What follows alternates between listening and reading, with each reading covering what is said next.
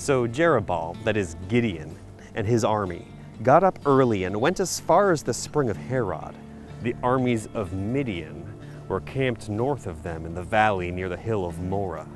The Lord said to Gideon, "You have too many warriors with you. If I let all of you fight the Midianites, the Israelites will boast to me that they saved themselves by their own strength.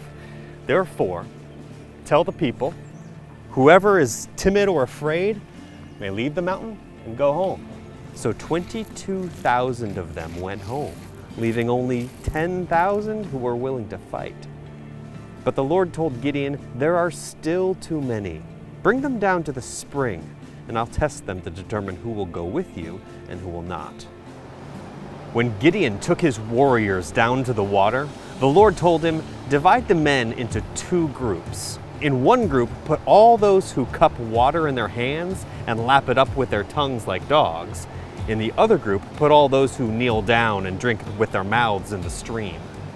Only 300 of the men drank from their hands. All the others got down on their knees and drank with their mouths in the stream. The Lord told Gideon, "With these 300 men, I'll rescue you and give you victory over the Midianites. Send the others home." So Gideon collected the provisions and ram's horns of the other warriors and sent them home, but he kept the 300 men with him. The Midianite camp was in the valley just below Gideon. That night the Lord said, "Get up, go down to the Midianite camp, for I've given you victory over them. But if you're afraid to attack, go down to the camp with your servant Purah. Listen to what the Midianites are saying, and you'll be greatly encouraged. Then you'll be eager to attack." Gideon crept up just as a man was telling his companion about a dream. "I had a dream, and in my dream a loaf of barley bread came tumbling down into the Midianite camp, and it hit a tent, turned it over, and knocked it flat." His companion answered, "That can mean only one thing. The Lord has given Gideon, son of Joash, the Israelite, victory over Midian and all its allies." When Gideon heard the dream and its interpretation, he bowed and worshiped before the Lord. And then he returned to the Israelite camp and shouted, "Get up, for the Lord has given you victory over the Midianite hordes." He divided the 300 men into 3 groups and gave each man a ram's horn and a clay jar with a torch in it. Then he said to them, "Keep your eyes on me. When I get to the edge of the camp, do just as I do.